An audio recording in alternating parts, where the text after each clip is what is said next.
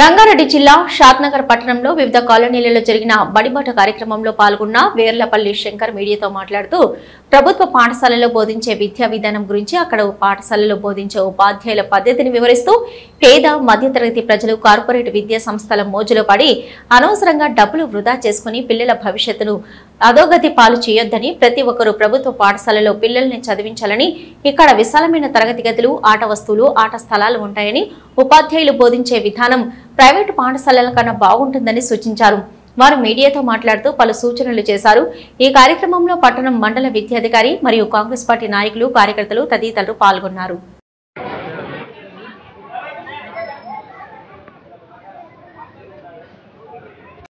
ఎమ్మెల్యేగా నేను తప్పకుండా అందిస్తా కాబట్టి మీరు తప్పకుండా స్కూల్ తోలియాలి.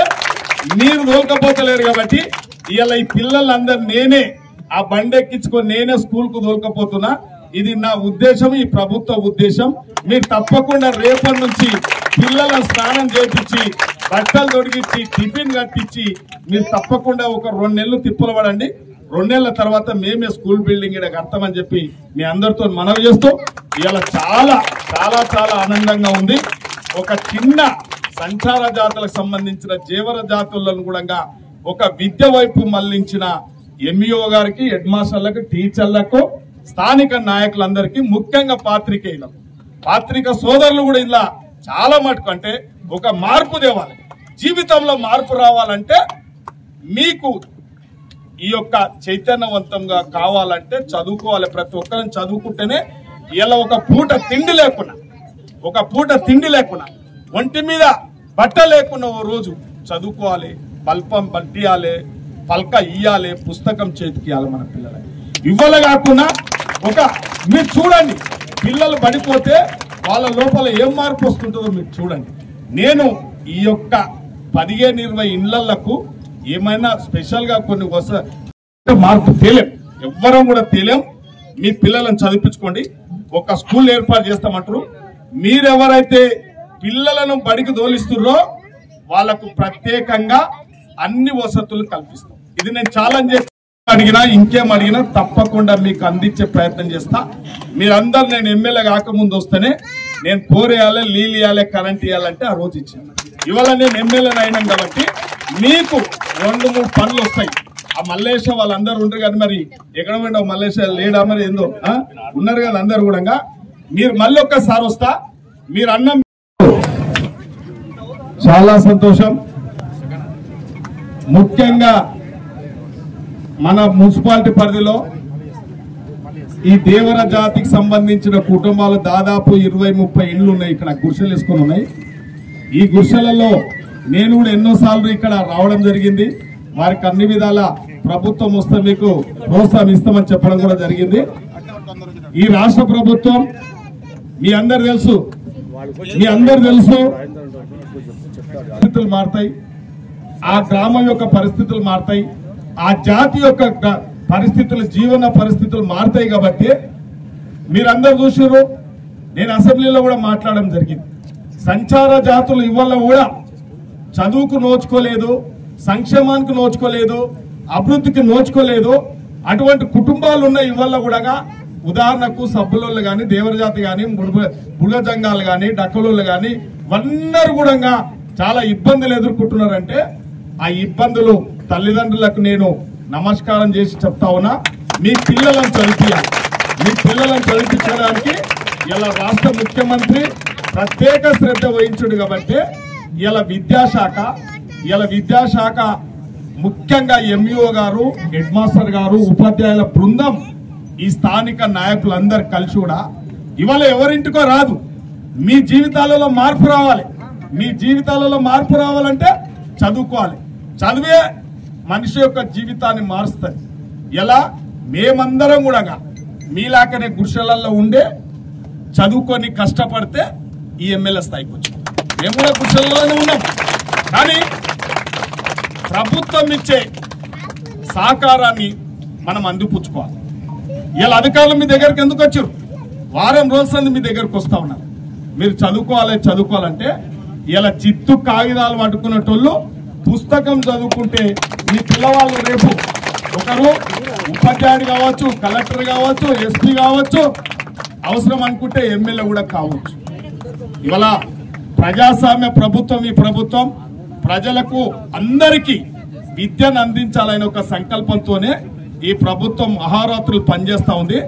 ఇలా బడిబాట కార్యక్రమం తీసుకొని చాలా మంది ఇవాళ ప్రైవేటు పాఠశాలకు ధీటుగా ప్రభుత్వ పాఠశాలలు పనిచేయాలనే సంకల్పంతో టీచర్లు కానీ, హెడ్ మాస్టర్లు కానీ, ఎంఈఓ కానీ వీళ్ళందరూ పనిచేస్తారు. కాబట్టి మేమందరం కోరుకునేది ఒకటి, ఇలా కాంగ్రెస్ పార్టీ అధికారంలోకి ఉన్నదంటే ఇవాళ మీ వల్ల ఉంది. మీ జీవితాలు మారాలి.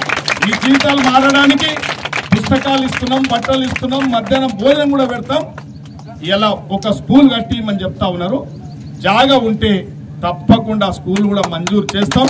మీ కాలనీలో ఒక స్కూల్ చేస్తాం. కాబట్టి ముఖ్యంగా మీరు అర్థం చేసుకోవాలి, కడు పేదరికంలో ఉన్న మీరు ఏ ప్రభుత్వము మీరు కూడా ఎన్నో కార్యక్రమాలు చేస్తారు.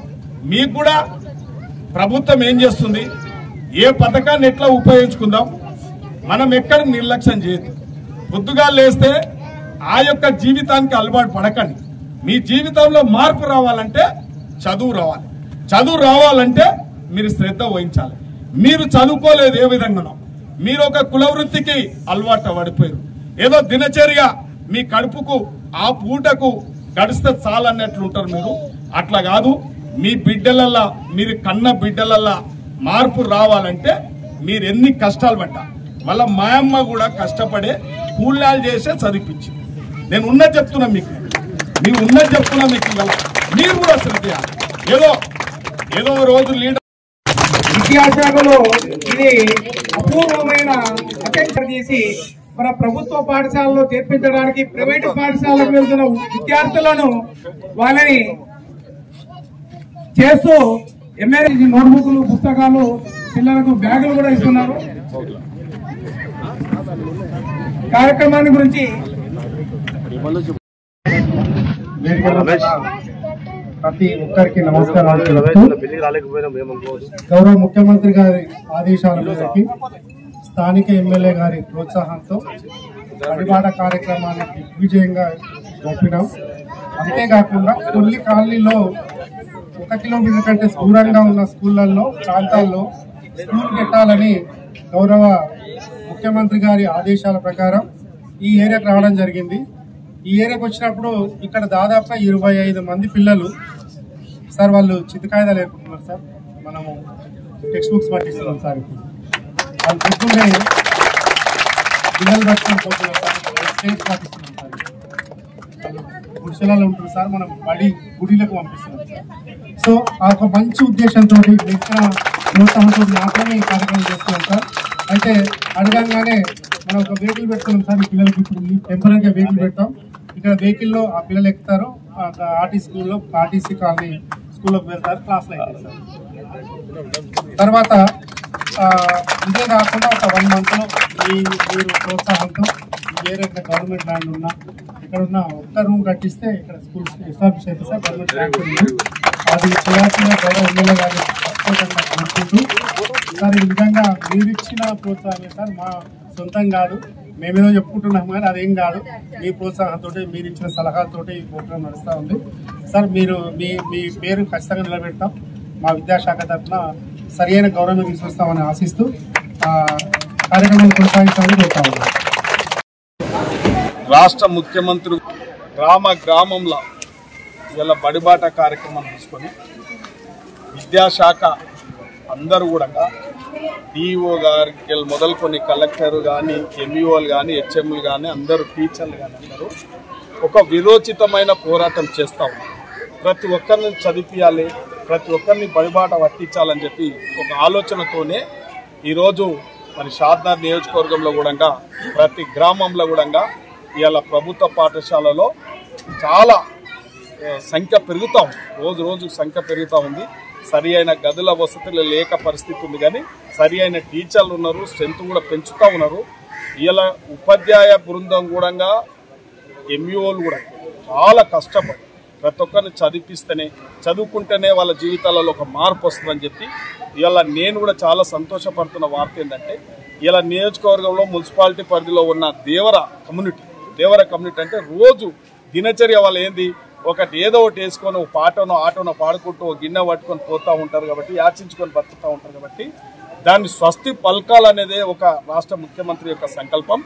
నేను కూడా ఇంకా ఎమ్మెల్యే కాకముందు ఆ కాలనీ కూడా పోవడం జరిగింది. దేవర జాతులతోనే ఎన్నోసార్లు మీ జీవితాల్లో మార్పు రావాలంటే చదువుకోవాలని ఒక ఆలోచన వారికి అంతా చైతన్యవంతం చేయడం కూడా జరుగుతూ ఉంది. కాబట్టి అందులో భాగంగా ఎంఈఓ గారు, హెడ్ మాస్టర్ గారు, ఈ స్కూల్ సిబ్బంది అంతా కూడా కలిసి వాళ్ళ తల్లిదండ్రులతో మాట్లాడి వారికి మోటివేట్ చేసి నిజంగా చదువుకుంటే నీ పిల్లలు నీవే ఇవాళ యాచించుకొని బతుకుతా ఉన్నావు, అటువంటి జీవితానికి నీ స్వస్థ పలకాలంటే నీ చదువుకుంటే నీ జీవితంలో నీ కనుక్కున్న బిడ్డలు, నీ కడుపున బిడ్డలు రేపు భారీ భవిష్యత్తులో ప్రయోజకులుగా మారాలంటే చదువుకోవాల్సిన అవసరం ఉంది. కాబట్టి నేను కూడా ఎన్నోసార్లు అసెంబ్లీలో కూడా మాట్లాడడం జరిగింది.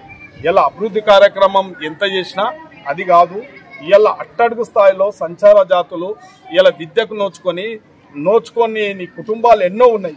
ఇలా సంచార జాతులు దాదాపు ఇలా భారతదేశంలో కాదు, ఇలా తెలంగాణ రాష్ట్రంలో